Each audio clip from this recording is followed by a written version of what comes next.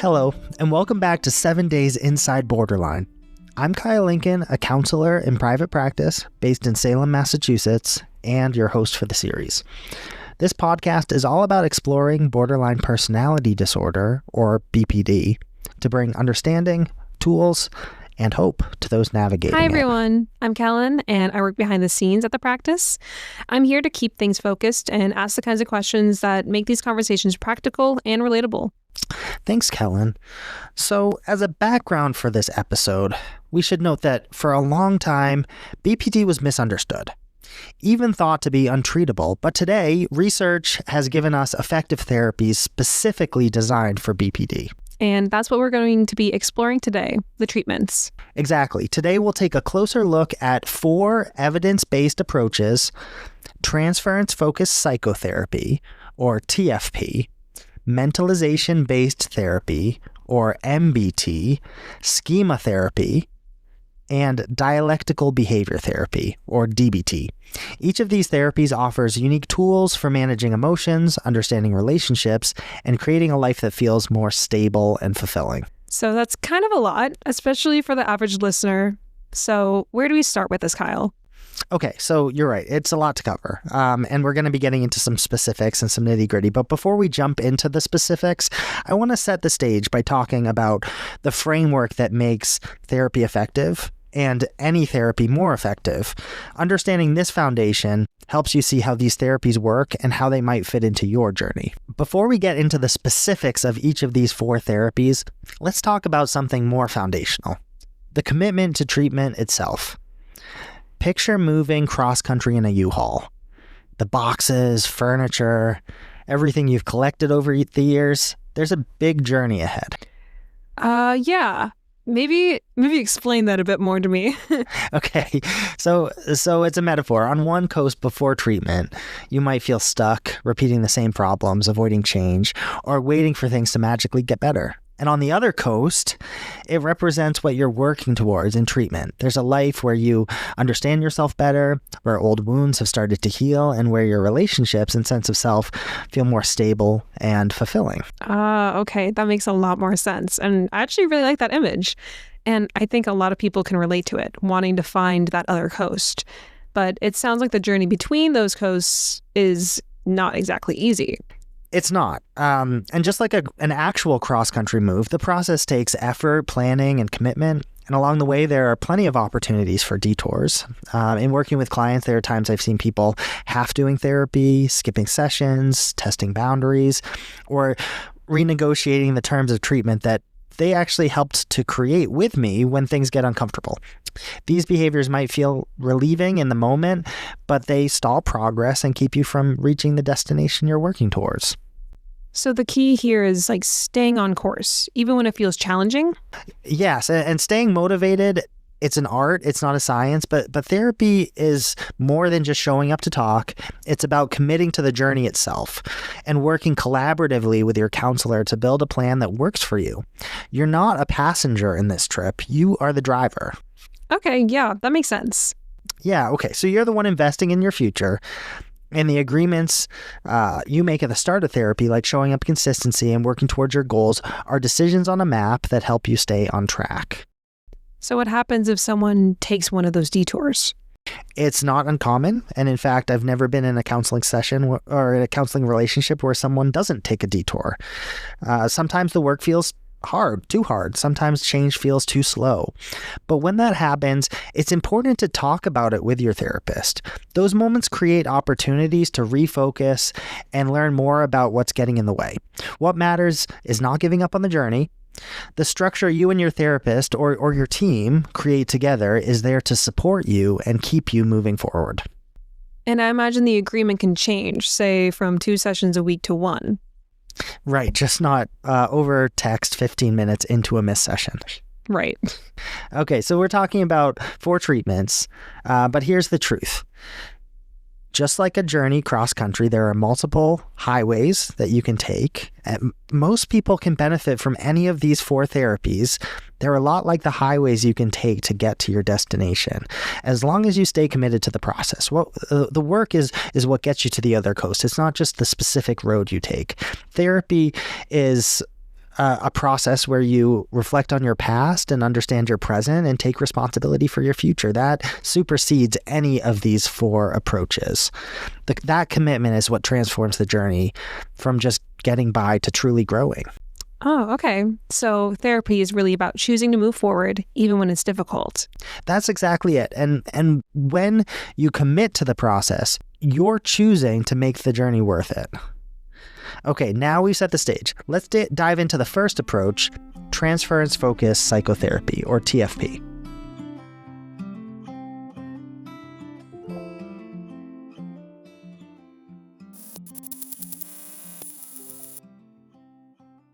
Transference-Focused Psychotherapy, TFP, is grounded in object relations theory, which explores how early relationships shape our emotional experiences and our patterns of interacting with others throughout our entire lives. So it's about understanding the roots of our emotions and behaviors? Exactly. And for people with BPD, intense, sometimes undefined emotions, what according to TFP, are called primitive affects, often drive behavior. These might include rage or helplessness or a deep fear of annihilation. To cope, people develop defense mechanisms like splitting, where they see others as all good or all bad. These are patterns that might have been protective in the past, such as during childhood, but now for adults, they can create real instability. So TFP brings those behavioral patterns to light? That's the goal. In therapy, the relationship with your therapist serves as a kind of mirror for these patterns. If you feel, say, your therapist doesn't care about you after a canceled session, they might ask, could this feeling be connected to a fear of rejection? And by exploring those feelings in the here and now, you can start to understand and shift these patterns. Okay. How does that process work in a session? Right. So using the example I just used, the therapist uses real-time interactions as a window into your emotional world. So if you feel upset with your therapist, they might gently ask, what's making you feel this way? Connect the dots for me. What just happened? So the therapist helps you connect the dots between your feelings, behaviors, and patterns? Exactly. In real time. TFP uses techniques like clarification, asking questions to help you better understand your emotions, and confrontation, which gently challenges distortions in thinking. Over time, these insights help you develop healthier ways of relating to others and managing your emotions. That makes a lot of sense, but it also sounds like it could be really, really intense. It is intense, just like any relationship can be intense. The goal is to help you understand yourself better and learn to navigate relationships in a more balanced way, starting with developing a healthy relationship with your counselor. TFP focuses on building awareness, which creates the foundation for change. Awesome. Okay, so where do we go next? Next, let's move to mentalization-based therapy, or MBT. So while TFP focuses on the emotional patterns that shape relationships, MBT takes a different angle by helping you better understand and interpret your own thoughts and feelings, as well as the thoughts and feelings of others. This is a cognitive approach that can be a real game changer for creating clarity and connection in your inner and outer worlds.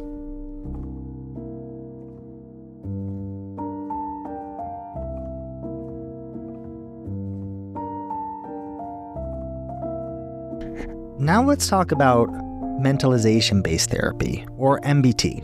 This approach has its roots in attachment theory and focuses on something called mentalizing. Simply put, mentalizing is the ability to understand your own thoughts, feelings, and motivations, as well as the thoughts, feelings, and motivations of others. But don't most people do that already?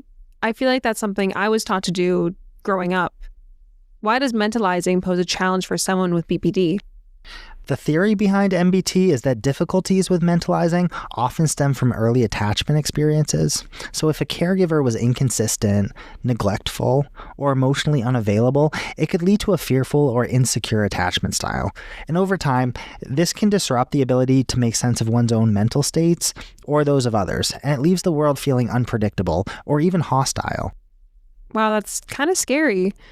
So if you can't understand what's going on in your own mind or in somebody else's, I imagine I'd feel pretty overwhelmed and pretty unsafe.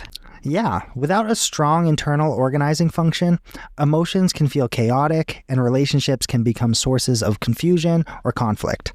For example, someone might misinterpret a friend's delayed response to a message as rejection, which could trigger intense feelings of hurt or anger. Now, MBT aims to rebuild that internal function, helping people to better understand their own thoughts and emotions, as well as the intentions and behaviors of others. So let's see if I'm getting this right. It sounds like MBT encourages curiosity instead of jumping to conclusions. Right. So by slowing down and examining assumptions, you can start to see alternative explanations. For instance, maybe your friend wasn't avoiding you, but was just dealing with their own stress. This process helps reduce emotional intensity and promotes healthier, more balanced relationships. Okay, I think I get that. So what's next? Okay, so schema therapy. It shifts the focus from understanding mental states, like in MBT, to uncovering deeply rooted beliefs or schemas that shape how we interpret and respond to the world. These schemas, often shaped by early experiences, can create recurring patterns of pain and difficulty. So let's explore how schema therapy works.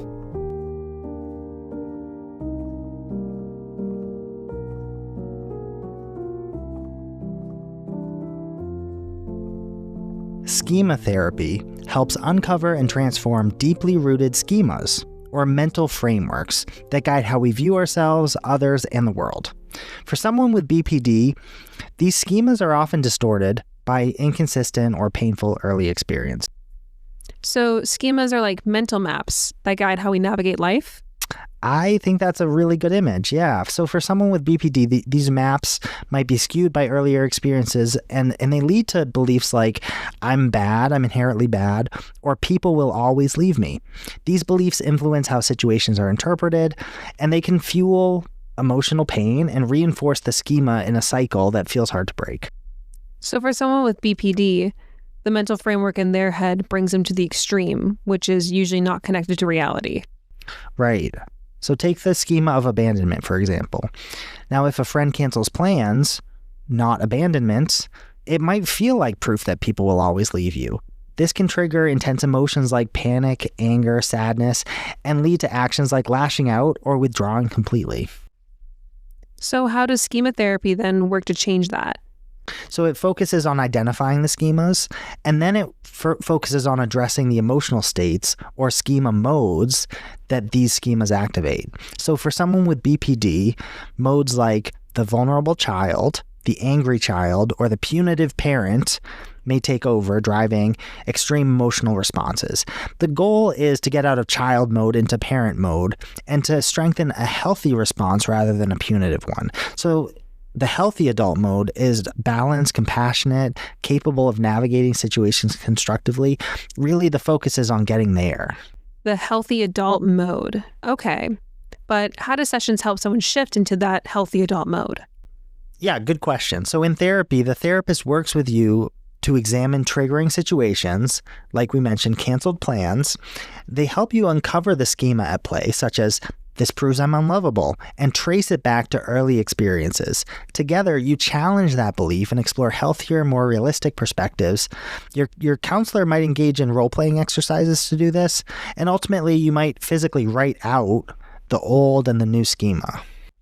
So then in MBT, it's almost like your mental framework is under construction. Then in schema therapy, it's almost like your mental framework is under construction. And with your counselor working beside you, you learn to build healthier and safer paths, replacing those outdated beliefs. Yeah, exactly. So over time, you replace distorted schemas with healthier, more accurate beliefs. For example, instead of people will always leave me, the new belief might be, some relationships may end, but I'm capable of forming meaningful connections. Key here is that schema therapy doesn't just change behaviors, it reshapes the core patterns that drive them. I like that. I believe we have one more left, right? Right. Dialectical Behavior Therapy coming up.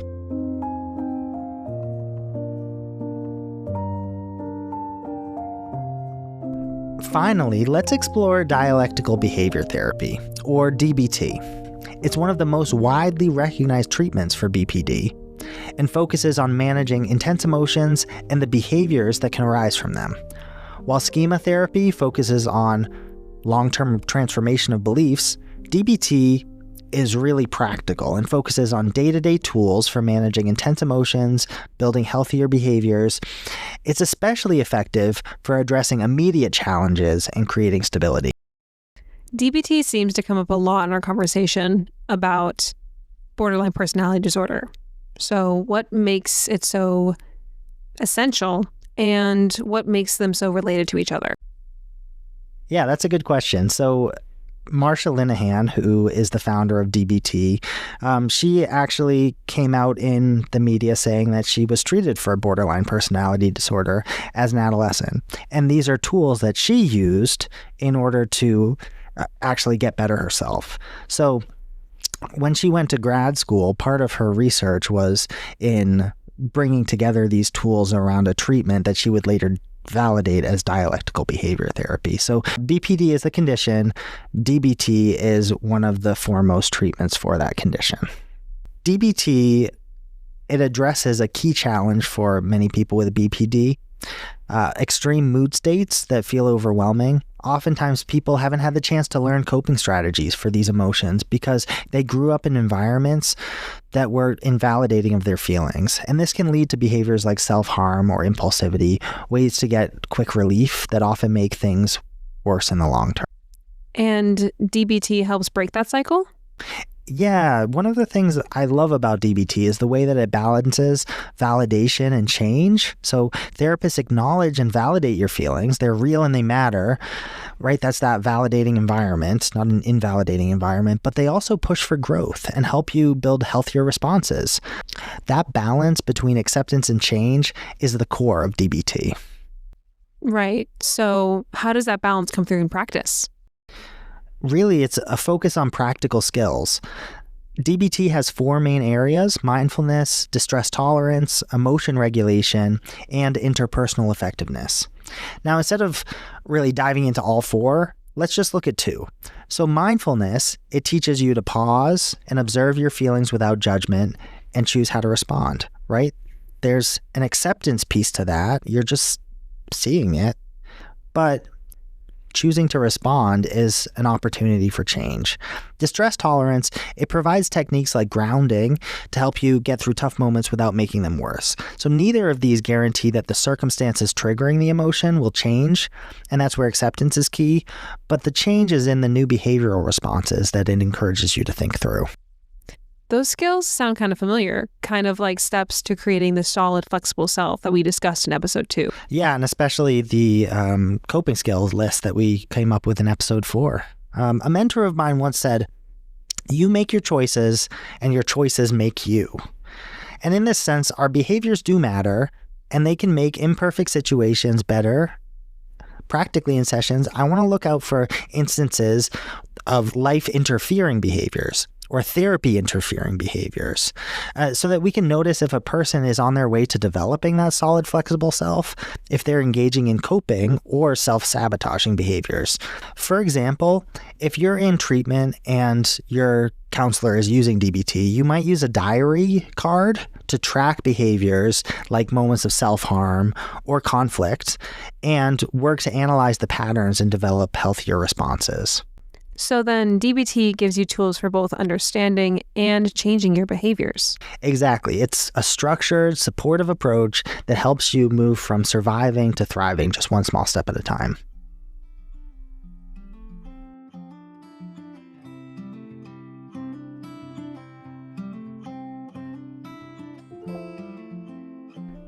Whew, okay, that was kind of a lot of information. All good though, love it. Can we slow down for just a second to maybe make sure we've got this all? Okay, absolutely. So we covered 4 therapies: TFP, Transference-Focused Psychotherapy; MBT, Mentalization-Based Therapy; Schema Therapy; and DBT, Dialectical Behavior Therapy. Each one offers a unique approach, but they're all working towards the same goal, helping you move from feeling stuck and overwhelmed to building a life that feels stable, meaningful, and fulfilling. So if we think back to the cross-country move metaphor, these therapies are like the different routes you could take. The roads might vary, but the destination stays the same, right? Exactly, and it's not about finding the perfect therapy. It's just about committing to the journey. Detours and challenges are part of the process, but as long as you keep going, you will make progress. The important thing is showing up, sticking with the plan, and staying engaged with your work. And that work isn't just about managing symptoms. It's about real growth. It's about changing how you see yourself, relate to others, and navigate the world. Yeah, that's right. When you stay committed to treatment, you're investing in your future. You're creating the conditions for healing, both in how you feel day to day and in the deeper ways that allow you to move past old patterns and step into a more balanced and fulfilling life. So, whether someone is just starting therapy or thinking about making a change, the first step is like packing that first box for the move. It's small, but it gets the whole process started. And once you started, the key is staying with it, even when the road gets rough. Remember, progress isn't about being perfect. It's about making small, meaningful steps forward. And that's something anyone can do with the right commitment and support. Just talking about treatment and really everything today has made me feel a lot of hope. So thanks, Kyle, for breaking all that down. And thank you to our listeners. I think, just by being here for some, this might be the first step to their journey. In our next episode, we'll explore how to support a loved one navigating BPD, a crucial part of fostering understanding and connection. Until then, keep moving forward, stay committed to the journey, and take care of yourselves.